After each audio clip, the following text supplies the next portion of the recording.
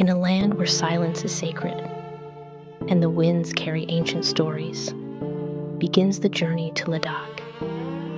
Here, monasteries perch like prayers, nestled in the lap of the Himalayas, where faith breathes in every chant, and the air itself is a meditation. Pangong, a mirror to the sky, still, sacred, untouched, a silence louder than words.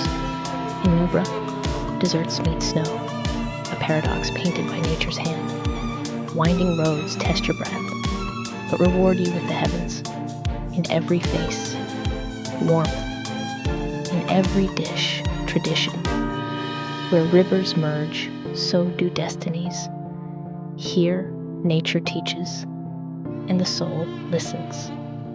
This is Leh-Ladakh, not just a place, but a pilgrimage of the spirit.